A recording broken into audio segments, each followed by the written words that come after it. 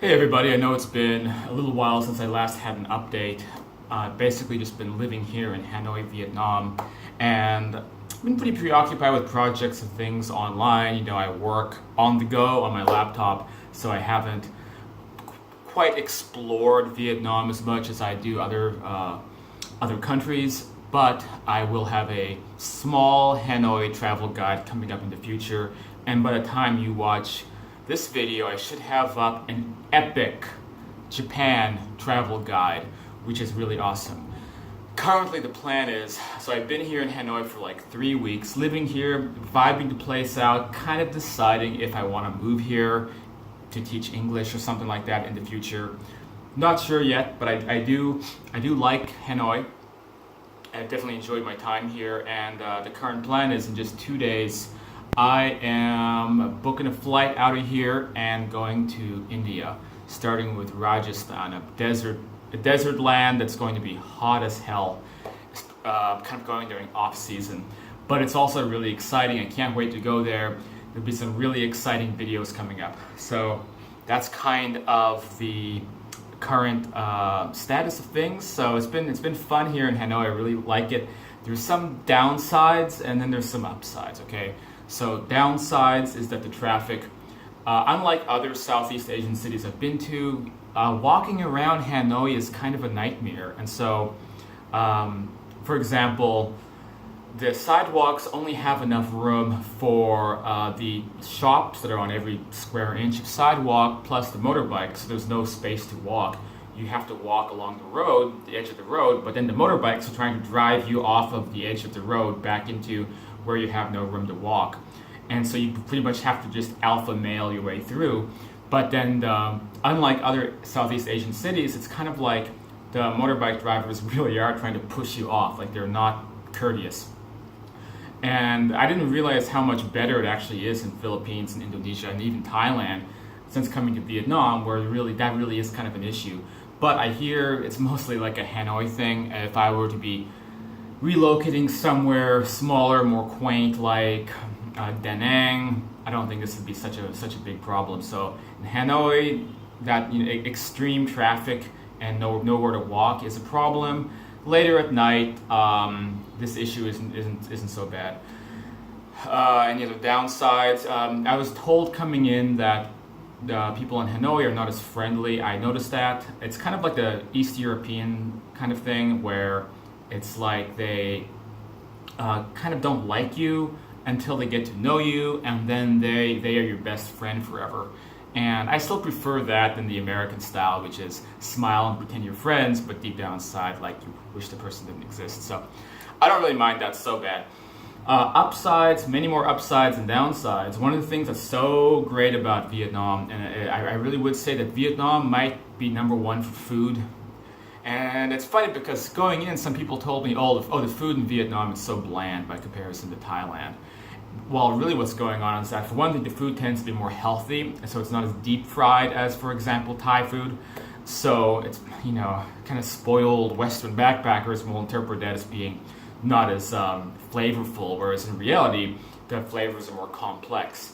Number two is that Vietnam is heavily influenced by the French. So you'll find stuff here that you will never find in other Southeast Asian countries, like an abundance of cheese and butter.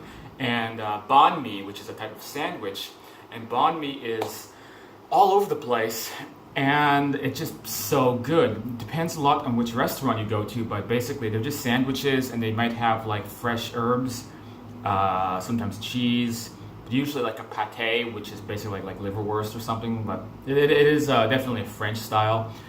But it tastes really, really good on a sandwich, and they might combine this with, for example, shredded pork, shredded chicken.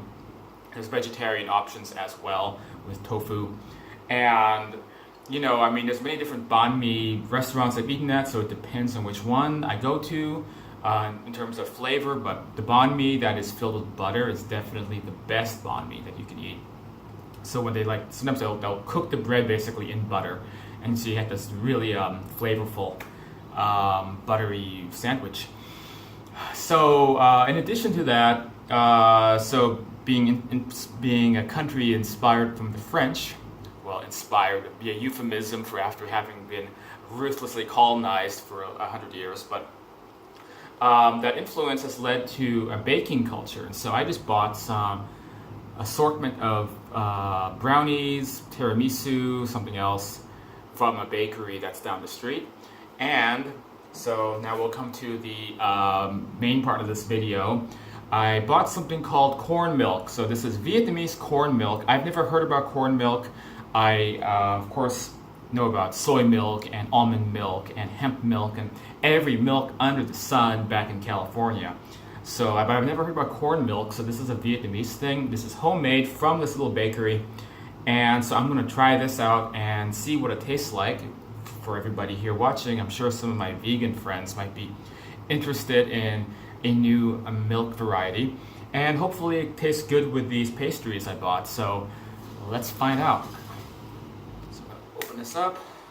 Glad the seal was on. That's always a positive thing. If you're in Southeast Asia and a seal is broken, remember never to drink it. You know, one other point I wanted to bring up, a little pro tip, is so I haven't had so many like stomach ailments in Vietnam as other countries, and that's a big advantage as well that I like about this place. But I have had stomach problems when I've had drinks with ice, and so this is well known. Ice is in this country, ice in any Southeast Asian country can very often be dirty, and it's such a temptation in Vietnam because Vietnam has the best coffee of all time. So you're always tempted to go and have some iced coffee at the nearest cafe, and I've done that a few times, and it hasn't worked out so well. So be mindful. Okay, so let's see what this is like.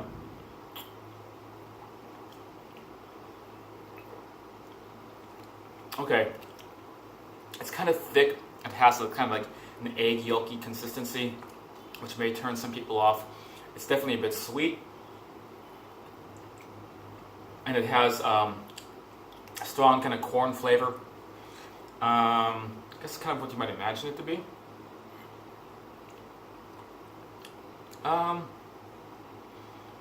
It's pretty good.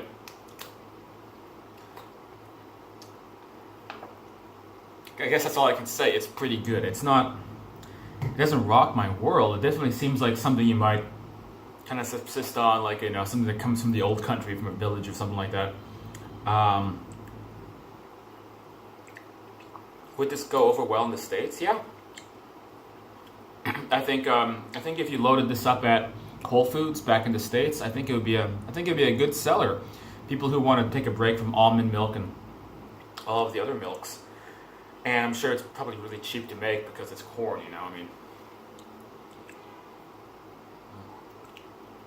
Yeah, I like it. I don't really have any complaints. Well, while I'm here, I might as well sample some of these pastries. And so I'm going to start off with the brownie, because it's difficult to find proper chocolate in a lot of these countries out.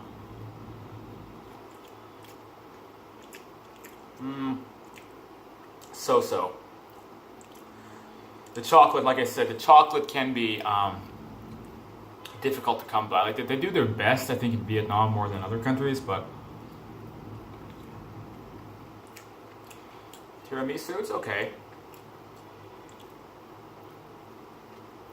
The last one is like a cake that has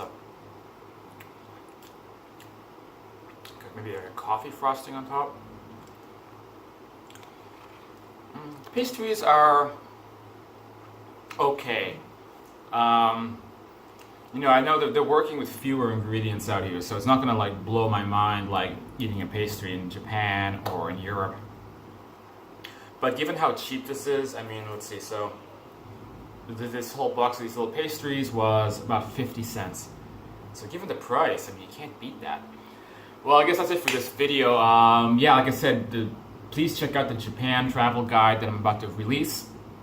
Stay tuned for when I arrive in India. And one more update. I'm really happy. I can keep traveling and backpacking until hopefully that doesn't happen, but unless I like run out of money or something. Because before I was being pulled back into Los Angeles because I had Los Angeles jury duty people trying to force me to come back. They're relentless. They're just horrible. I really think I'm just done with Los Angeles at this point. But after a long battle with these guys, finally they conceded that I'm out of the country. I don't have to go to jury duty.